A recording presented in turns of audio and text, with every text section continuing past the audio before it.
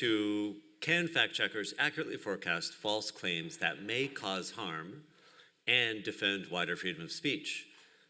Which you might agree is not the pithiest session title, but has the virtue of being both very accurate and of raising a very important question that we'll be talking about today. So as most of you no doubt know, it's been tough times for fact checkers and fact checking lately, whether you're speaking of the end of of Meta's partnership program with fact checkers in the United States and possibly around the world, or the end of the USAID programs that have been so vital in funding fact checkers on, again, all around the world, or the continuing political attacks on fact checkers, whether that's from politicians or from online trolls, online harassers, or indeed from state authorities who, have raided the offices of several different fact-checking organizations in the last year or two. And all of that, of course, justified by the claim that checking facts amounts to a kind of censorship, that it suppresses particular political views. And so I think it's easy to forget, amid all of these controversies, exactly why fact-checking is so vital, and to forget the sort of real-world harms that misinformation can cause, whether it's spread by presidents and prime ministers or by anonymous online hordes. It's an article of faith, I think, for a lot of us, that disinformation is not good for democracy, and we know that it undermines reasonable debate, and that it can harm public health, and in some cases incite political violence. But it's been difficult to document those dangers in a systematic and reliable way, until now, perhaps. And so we're here to talk about a new model for doing exactly that, for sort of distinguishing hoaxes and lies that have sort of, that pose a grave risk from those that don't, and about what such a system might mean for fact checkers day to day, and also about how it might help to resolve the long-standing tension between sort of protecting us from informational harms and defending freedom of expression. And so we have really the perfect panel to discuss this. Immediately to my left is Peter Cunliffe-Jones, who's the founder and former head of Africa Check, and is now at the University of Westminster, where he developed this model, this information harms model, and a book to go along with it, which I'm sure he'll mention.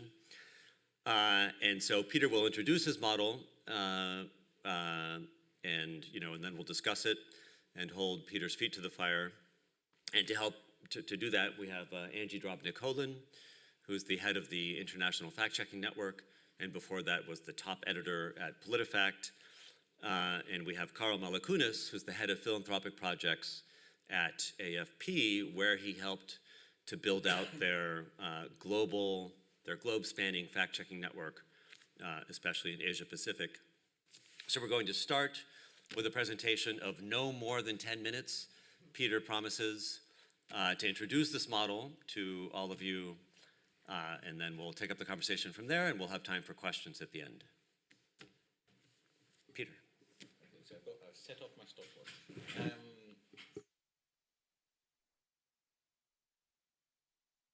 There we go. Maybe it works better if I switch that on. So thank you very much. So Lucas said it's easy to forget the real-world harms that disinformation, misinformation can cause. There's a lot of anecdotes. There are a lot of studies, particular studies that have been done. But one of the challenges, I think, is that for this whole sector is that we don't have good data that demonstrates at a large scale the consequences that misinformation causes, the consequences that different types of misinformation cause, and misinformation out of the vast numbers of claims that are out there that causes a false idea but doesn't have a particular potential to cause a significant consequence. And that's what this effort, the model is trying to help distinguish. So the claims data that we have now, for people who know that, so there are numerous particular studies that have been done over the last 6, 8, 10 years or so of the effects of particular information on particular platforms in particular contexts, vaccine information or others and so on. And there's one very large data set called Claim Review. For people who don't know it, it's a structured data project. It's developed at Google, in which fact checkers identify who they are, the claims they've checked, and the findings that they've reached. This is what it looks like, basically.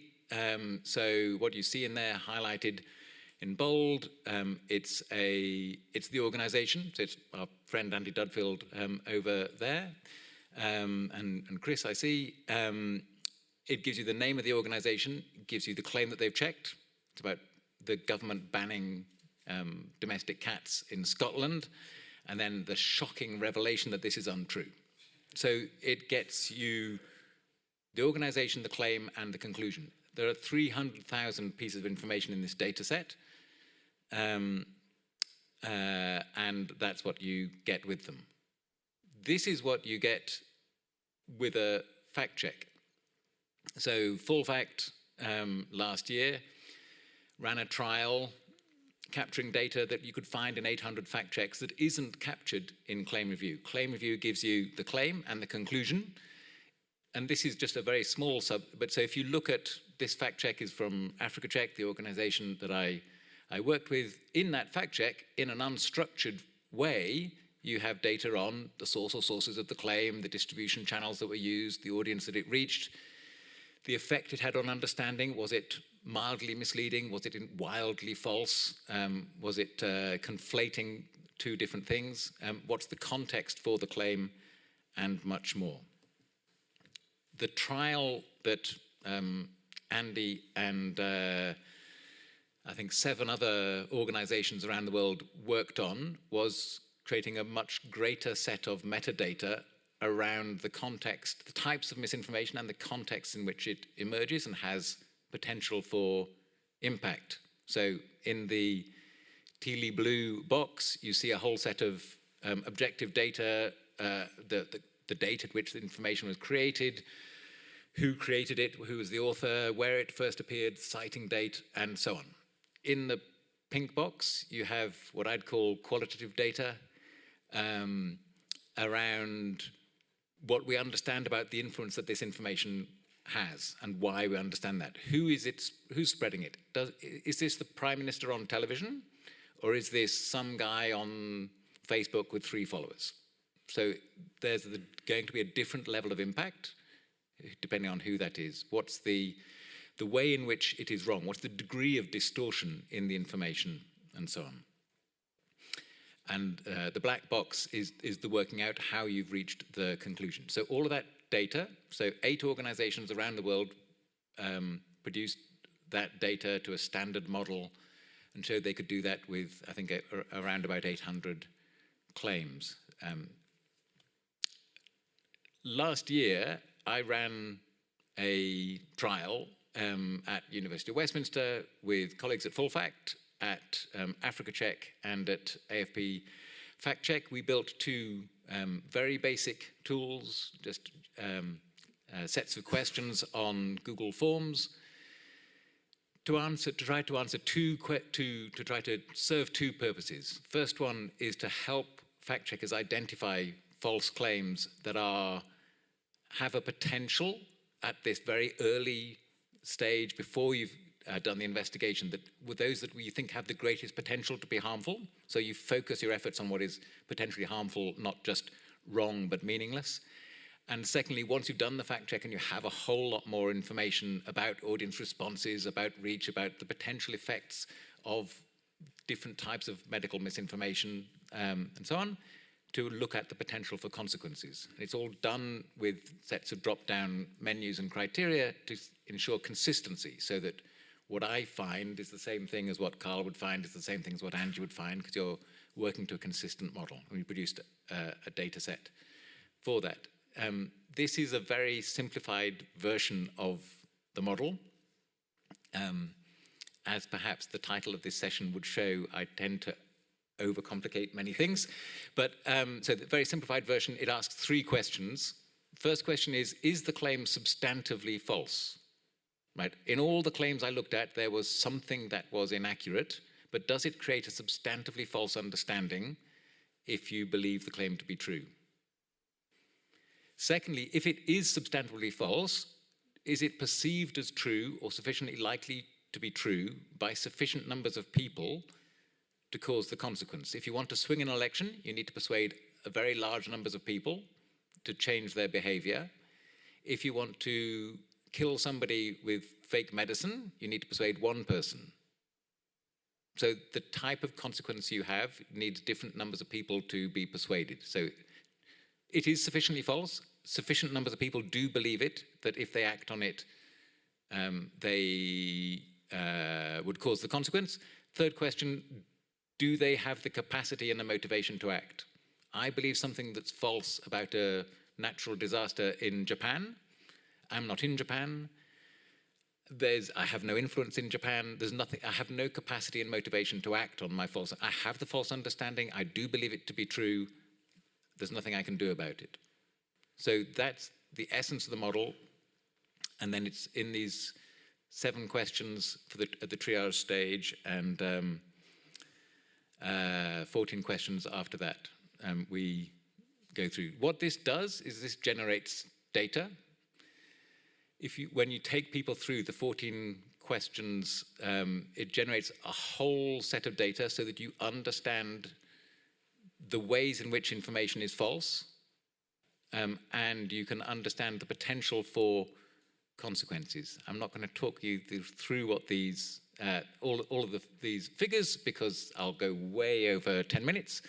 But in essence, what it shows, so 87% of that, 87% of the set that we looked at was sufficiently false to create a false understanding. 57% of those claims had no substantive potential to cause a specific consequence beyond the false understanding. Of those, 45% had a potential to cause a direct effect, an effect on direct understanding, a direct effect on your a direct consequence by direct effect. You can then look at the different fields in which the consequences have a potential to occur.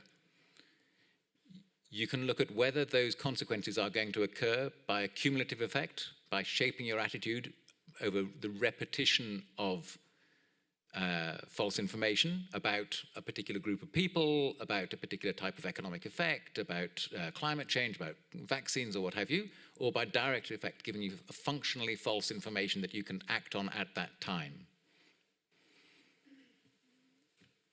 And what that data then does is it provides for all those people who are investigating those consequences, it provides data on the extent to which false information contributes to that or does not contribute to that. So, for example, in the case of the UK riots that took place last year, you can look at all the information and say, well, there's a lot of speculation around the evidence to which misinformation had an effect in the UK riots. You can look at the extent to which it did and what was appearing and so on. You can also look at evidence that is of events that are very controversial, like the Wuhan lab theory and so on, which I would argue had if the claim was false, if the claims have varied, but if the claims were false, the vast majority of people who had this false idea about this had very limited potential to take action that would cause a direct effect.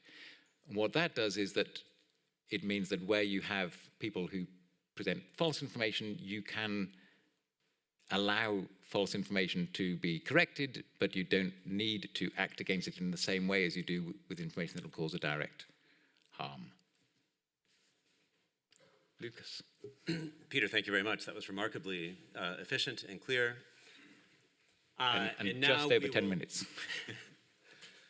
Now we'll hear from Angie and Karl, who I will ask, at least for the first part of this conversation, to put on their fact-checking hats and tell us a bit both about how fact-checking organizations sort of triage the vast flood of potentially false information that they see? How do they decide what to check?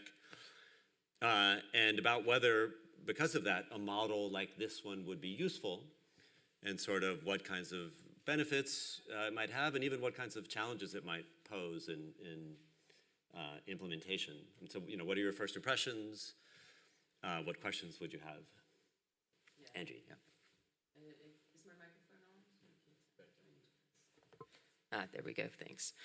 There's so many things that I like about Peter's model. I like that it systematizes thought processes that fact checkers often use intuitively, but it lays it out in this very specific, systematic way, so that if you were able to integrate it into newsroom processes, you could have these really data-driven conversations among editors of choices between what to fact check, because a lot of the day-to-day newsroom work is determined by what should we put our resources on now? Limited fact-checking resources, a multitude of falsehoods to check. How do you decide what to check? Sometimes these decisions are driven by like what can be done in the time allotted, which is not like what can we get done today, which is not the most optimal framework for public benefit. Peter's model lays out a framework where you could look at actual harm and say what is the most dangerous. I think it could also give cues to moderation systems that we're actually attempting to promote public safety and public well-being. And then I do think that it brings up interesting data options for how we collectively think about fact-checking. I think that a lot of highly experienced fact-checking editors can look at a claim and they would be like, oh, that's bad, but they might not be able to necessarily tell you, like, why is it bad? Peter's model gives you a framework to do that. Now, some of the claims are contextual, because I found his first example of the Scotland has banned cats to be very interesting. Like, is that a harmful claim? Like, if you were in the US and Scotland is banning cats, so what? Maybe not harmful in the US context. But if you were in Scotland and you believed it, I mean, at a minimum, I think it would cause distress and concern among pet owners. I mean, and that would be a public harm. So you do have some contextual issues that you'll have to think through. But overall, what I like about this model is it gives you a systematic way to surface the most harmful claims and to train your journalistic resources on that. To answer the question of how AFP triages, what it's going to fact check. I mean, the first thing is we do just assess, whether it's going to be, whether it's going to be impactful and potentially harmful to the public. Whether the fact check's in the, is in the public interest. Can we gather clear and sufficient evidence to be able to do that fact check? Sometimes you realise pretty quickly that it's just going to be impossible, and so we skip it on that film that, and we pay particular attention to whether the misinformation could cause potential harm to people's lives or health. I mean, that's the sort of the basic fundamentals, which I think most fact-checking organisations, would be basing that on. And so then within that, and from the trial that AFP has done, I think we found Peter's model could be very helpful in dealing with that overload, and on the other side, in this day and age, to prove the case, of why fact checks are important, data, is super helpful, and we don't have that, to a large extent. We can all tell stories and give individual cases, but I think if this was scaled out, rolled out on scale, that could be really important in the framing of the narrative. So just to follow up and put a finer point on it, I'd like to ask both of you, and Peter, you can weigh in here as well. Number one, are there fact checks which, in hindsight, your organization should not have done? I mean, do you find that PolitiFact or AFP, waste their time in hindsight, checking things they probably weren't checking? And also, is harm the only basis for, potential harm the only basis for doing a fact check? Should American readers, for instance, not care that it's not true that Scotland has banned domestic cats? Is there any other reason that that you might want to do that fact check, even if it doesn't pose an immediate threat to your audience? Yeah, I mean, I would never say you should only fact check things that could cause direct harm, because I think we all have intellectual curiosity about the world. We all want to know certain things. I mean, I don't think something needs to cause harm to be subject to fact checking. And some of the most popular fact checks tend to be even whimsical or humorous, and I think that's totally fine. That's part of being a human being. Where I think the model is helpful is giving you a sense of proportion, of what is most important and what's not. And just to use an example, I think this model would have been very helpful during COVID, when there was a lot of fact checking, a lot of moderation of disinformation. And there's been a lot of looking back at the COVID and then a lot of attacks on fact checkers, most of which I find to be unfair or argued in bad faith. So people were like, oh, look, the fact checkers got COVID wrong, the lab leak theory was right, and they all said it was wrong. Well, I would respond in a couple of ways. Number one, the lab leak theory is unproven. It's not, there's a difference between wrong and unproven. And number two, fact checkers were relying on a lot of the information that was known at the time, and then when it was not certain, the fact checkers corrected themselves. And I think we don't give ourselves enough credit for self-correction, and the people who attack us give zero credit for self-correction. But self-correction is like the essence of progressing human knowledge. So I think we should be proud of our corrections and promote them. And if anyone has read Yuval Noah Harari's new book, Nexus, he talks a lot about the importance of self-correction and self-correction in democratic societies. But with the COVID model, there was a lot of very directly harmful misinformation, like false cures, like people saying you could treat COVID with warm water or vitamin C. This model would be very helpful with that. All the vaccine disinformation. You could triage vaccine claims. And there are different types of claims about vaccines. I think we need to be able to convey the full complexity of vaccines and health consequences or the rare reactions. We need to put vaccines in context. But things like vaccines contain microchips and you shouldn't get one. That's it's extremely false, and the consequences could be quite serious. So I think the model just allows you to understand what your fact checking falls within a spectrum of social repercussions. Lucas, I think you asked another part of that question was, are there any other reasons for doing, fact checks aside from potential, harm? One of our other criteria is the public interest, and that can also fall into digital literacy. I think one of AFP's most popular fact checks is the cub lion swinging in the arms of the elephant, and there'd be people say, why have you fact checked that? And one of the important things from that was our digital literacy to explain our methods of how and why, and just sort of essentially teaching reverse image search and provenance, and that sort of falls into sort of the bigger picture. We've been creating digital sort of online education toolkits and using those types of examples. I think we've just got another one out this week on the InVid tool, and that's really, really important to for digital literacy, not just for AFP, but for the general public and for journalism students. So that's another really important reason for certain fact checks.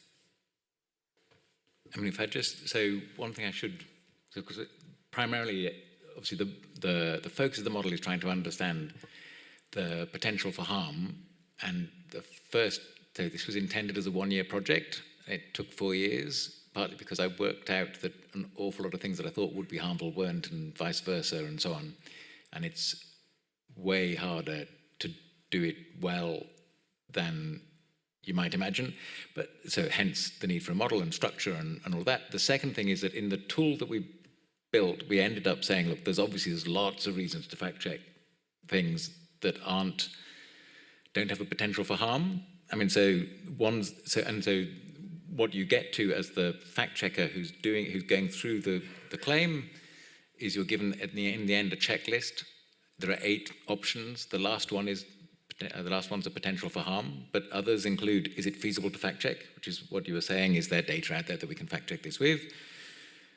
The importance of holding people accountable and people knowing that they're accountable, so that even if your statement isn't potentially harmful, you're a very significant public figure, you should know that you're being held to account for what you say, because next time it may be harmful. There's the demonstration effect, the media literacy effect, that everybody's talking about the blue gold dress or whatever the thing is. It's not a harmful claim, but everybody's talking about it. Demonstrate. You can use this how to demonstrate reverse image search or whatever the technique is. There's building trust in information that is accurate. So that's a really important part of information integrity. It's not harmful, it's that you don't have trust in accurate information. The readers have requested us to do this. A lot of organizations, it's written into the IFCN code that you ask your readers what to fact check. Doing that builds a relationship of trust between you and your audience. So it may not be that the claim is harmful, but it may be that you build trust by answering that, and the next time when you debunk something that is harmful, you have a relationship of trust with the audience. So there are other reasons, but this gives you a tool to more accurately identify what is harmful, which we all think we know, and we don't. Thank you. That makes a lot of sense. I think we'll move on in a minute to talking about the sort of strategic possibilities that this model raises for fact checkers and the fact-checking movement. But I did want to ask a bit more about sort of the challenges of applying it, about how cultural context might matter in evaluating risk. And I think, Peter, you can shed light on this, but also, if Angie and Karl have views on this, how challenging is it to decide sort of what kinds of harms a claim might pose, and what are some of the surprises that come up as you try to do that work? Yeah, I mean, so one of the things that's very clear is that there are many areas where the information, the potential for a consequence is very, very different depending on the context. So a fake image of a young woman with her hair down, having a drink, and she's in Sweden, it's perhaps a violation of her privacy, it's a doctored image or what have you.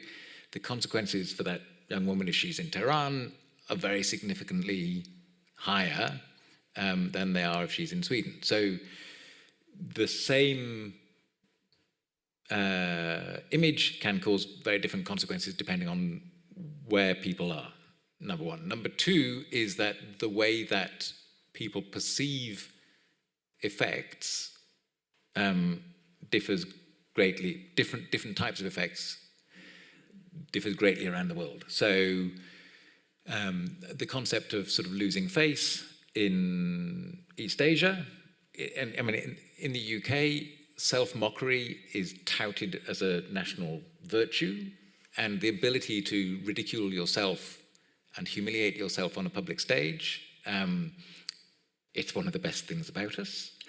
In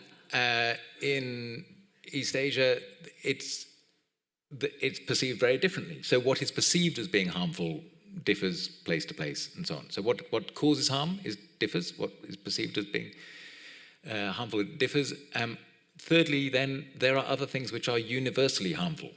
So if you cause so medical effects and so on, those are universally harmful. But perceptions around what's likely to cause harm, so around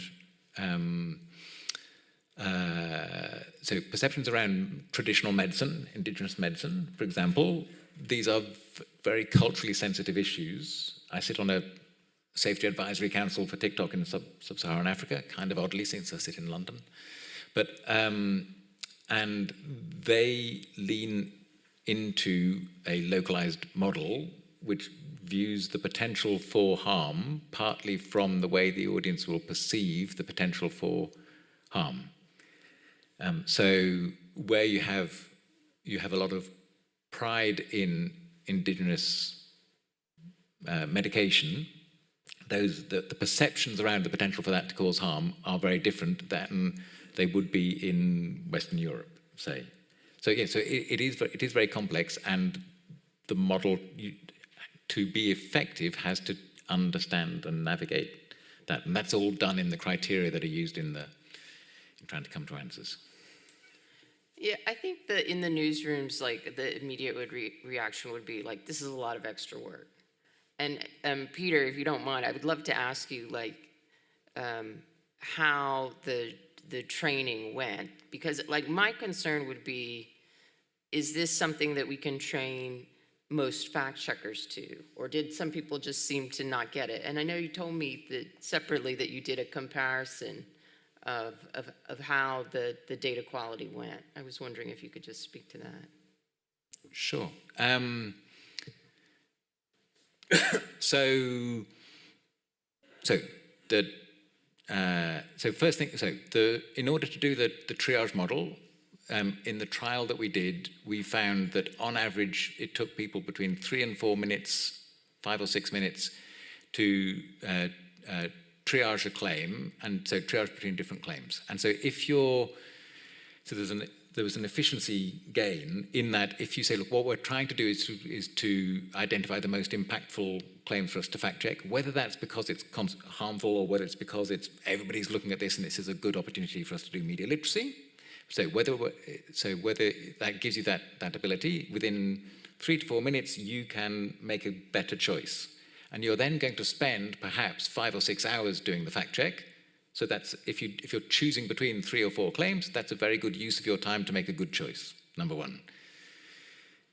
On average, in order to do the second stage of the check, takes about 20 minutes.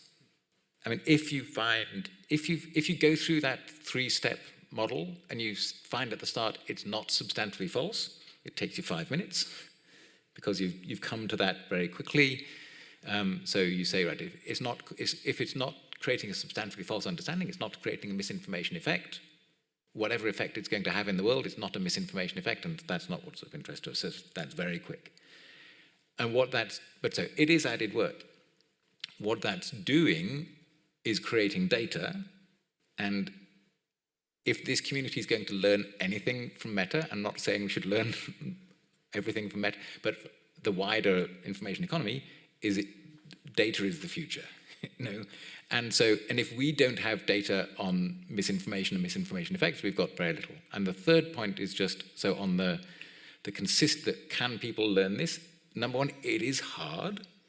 I mean, I'm working, I see Rowan, I'm working with colleagues in the Middle East at the moment, and we're working through that, and it's a challenge, and they're doing that in another language, and that makes it even harder.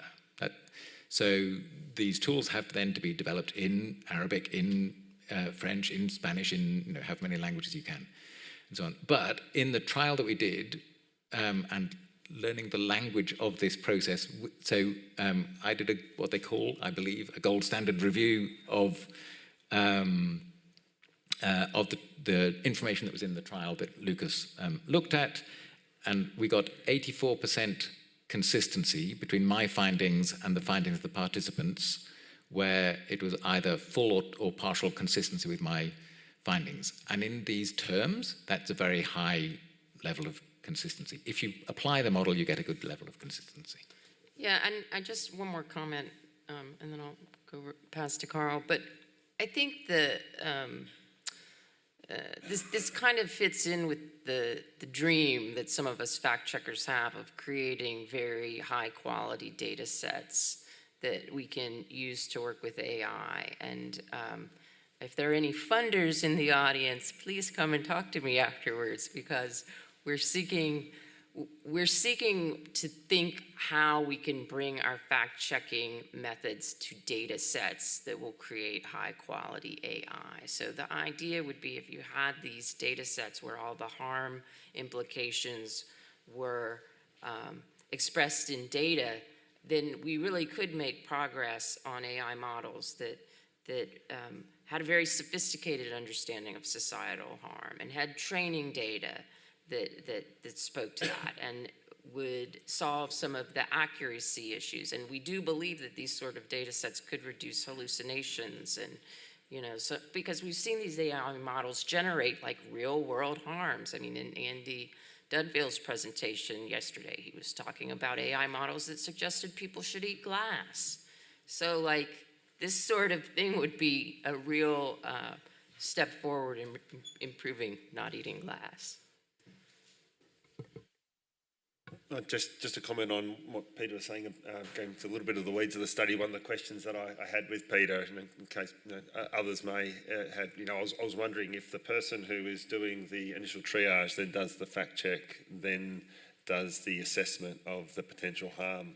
Was there possibilities, I don't know, some unconscious bias, or I've just spent all that time doing the fact check and the results being influenced that way. But you were saying that when you did the independent assessment afterwards with that 84% consistency, and in the data world, that's like a very high rate. Yeah, I mean, so one of the ways that I think that this rolls out is that, so first of all, the model goes through, so provides drop-down answers for you to go through.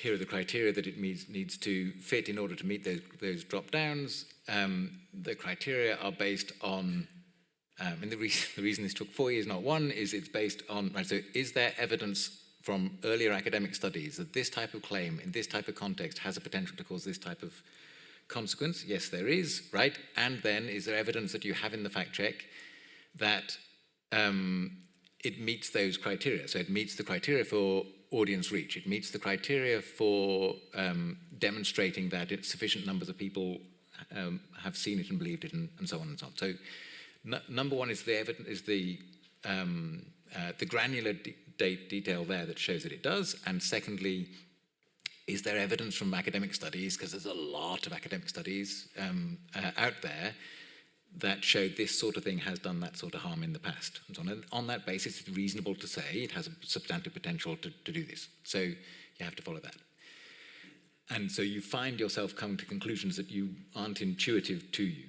But so then what I'd like to set up, and what I'm hoping to set up, and I've talked to quite a lot of people about joining this, is a group, a council, a committee, 50 or 60 people from different disciplines, from different geographies, because as I said, it is something that's very different in consequences, very different in different parts of the world, who look at and can do a sampling to say, it's not the fact checkers aren't marking their own homework. So that you produce data sets, and then a committee samples and your data sets and says, we find that you are consistent with the model to whatever, 80%, 85%, whatever, and therefore your findings are reasonably consistent. Because there does need to be, it is actually the who checks the fact checkers thing. But so the model is all put out there, the details are out there. There's a book coming out. It's called Fake News, What's the Harm? It's out in June. It's available freely online. It's on my LinkedIn page if you'd like that. Obviously it's for a university, so I get no money when I'm saying this. The model is out there, and other people, and the idea is that then researchers will come and dispute this, and the goal is that they will dispute it and find it is true. But yeah, so there has to be that check is in there. Otherwise, we'd go, yes, my work was incredibly important, and it was incredibly insightful. I want to make sure that we leave time for questions from this brilliant audience. So I'll pose this question briefly just to you, Angie, as head of the IFCN. How would a model like this potentially help the fact-checking movement? You know, we hear on the one hand that there's this censorship industrial complex led by fact-checkers in cahoots with platform companies. We also hear from much more reasonable people that there was a sort of moral panic about misinformation after 2016 and 2017 and during the COVID pandemic. Would a model like this help fact-checkers to make the case for the value of what they do and the necessity of what they do, and perhaps convince platforms to keep working with them, and so on? Yes, I think it definitely would, because despite the attacks that have been leveled at fact checkers, and again, I think a lot of the attacks are made in bad faith. They're not sincere or well-intentioned to help us do our jobs better. They're more of like from political actors who find advantages in spreading disinformation. But the vast majority of the public wants easy access to high quality information. They do not want to have to sort out every piece of information they encounter online for themselves. And so there's this inherent public pressure on tech platforms and social media to do some sort of content moderation, in the sense that they bring high quality and accurate information to the top of feeds, and that they do something to diminish hoaxes and conspiracy theories. And certainly the cases where there is demonstrated harms, violence, riots, civil conflict, those are the examples that get a lot of attention and really make the tech platforms respond. So I think this model would be very helpful for fact checkers. I think it would also be very helpful for any of these large companies that have to do moderation of content. Now, I see the main challenge as resources, because it's not only the time and training of the fact checkers, but like you would also have to do software upgrades. You would have to have resources to do training, like to introduce this kind of model into a newsroom of any, even small newsrooms. It's time and money.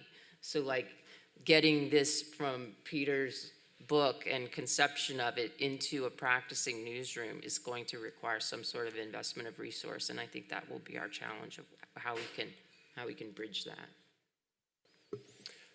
We have a lot of fact checkers and many interested observers in the audience, so I think we have time for 3 or maybe even 4 or 5 questions if we're very, very brisk. Eduardo, since I saw you first.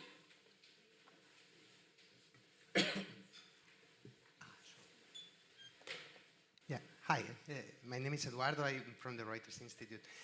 I was thinking when I was listening to Peter about the model and so on, about these broader narratives that sometimes could be harmful, but perhaps not as harmful as, or not directly harmful. And an example that I just saw is this fake interview with Elena Zelenska from Ukraine, claiming that she was drunk during the interview or whatever. That's not really harmful, but as some of these things find their way into timelines of very powerful people, I don't know how you frame that into the model, or if you have thought about that. Thank you. Thank you. So broadly, it goes down into the questions around direct effect or cumulative effect. And direct effect is much the easiest to identify potential for. Cumulative effect, I mean, so there are, well, that it's a lot harder to study cumulative effects on people's attitudes over over time. I think there's some compelling evidence that false information spread over a period of time does have the potential to shape attitudes over the long term.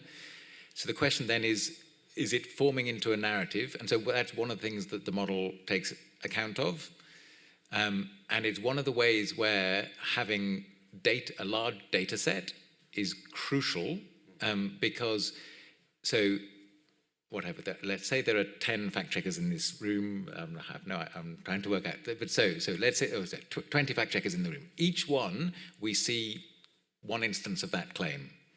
And you say, right, so look, one claim about this issue is not really going to have a very significant effect. But when that claim is replicated over time, that will be observed by Martin, by Rowan, by Chris, so all the different people in the room. That data then sits somewhere, and it's what the model identifies is this information has a potential to cause an effect in time if it is repeated over time. And that's the information that the fact checker doesn't have.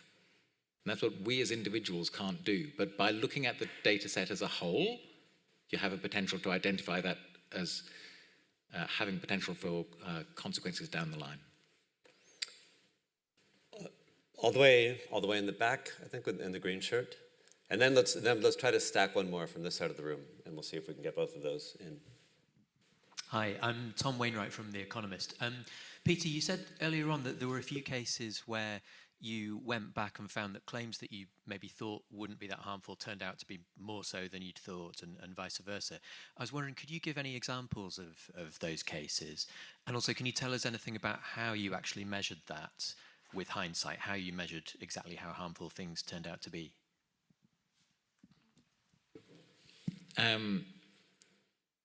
Well, I mean, so if I get one of the things that I think is most enjoyable in the fact-checking process is coming to conclusions that you didn't expect you were going to come to, because it suggests to you that you're actually trying to follow the evidence, not your preconceptions. So I suppose when I started out, my hunch is that it's the topic that causes the effect. The topic shapes the field of the consequence that occurs in, but it's when you'd find instances where the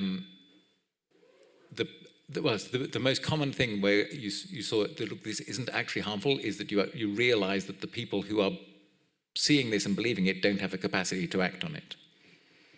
So in the study that I did for the book, rather than the trial we did last year, there was a claim that went viral about Hillary Clinton. It was in South Africa. It was in 2019, not in 2016. And if people in South Africa have a false understanding about what Hillary Clinton was or wasn't doing with US uranium, selling it off to Russia, they have no vote. She's not running for office. They have no capacity to influence things in a significant political way, and so on. But so it's a claim that everybody fact-checked. Everybody thinks, oh no, she's a significant public figure. The claim is clearly false about her, but it doesn't influence things in a way that have a significant potential for a significant consequence in the future. One of the things that we're looking at doing, we did the trial. So in the book, I then I did a data set of 250 claims. Of those, I identified 12 of those as having caused proven consequences. So there's a case from Ethiopia of two people who were killed and one who was maimed. The cases of an attack on a church in Nigeria. There are medical cases. There are all sorts of other cases where you can say there is compelling evidence that goes beyond the level of reasonable doubt that this was not a correlation, this was a causation of this consequence. There's no other plausible element that you would say would have caused that. In the study that we did, which produced a data set of 100 claims early this year, we think there's quite a lot of evidence that it's highly likely that they caused that. But what I want to do is to work with some colleagues to investigate that independently of myself for the reasons that Karl was saying, to say, right, so did those ones that your model predicts had a high probability of causing harm? Did they actually do so? I'd like that to be investigated independently so that there's a independence in that process. And that's hopefully going to happen this year. I vastly overpromised in terms of the number of questions we could fit in. I'm told we're out of time. However, we're happy to keep talking about this. Let's have a warm round of applause for our brilliant panelists.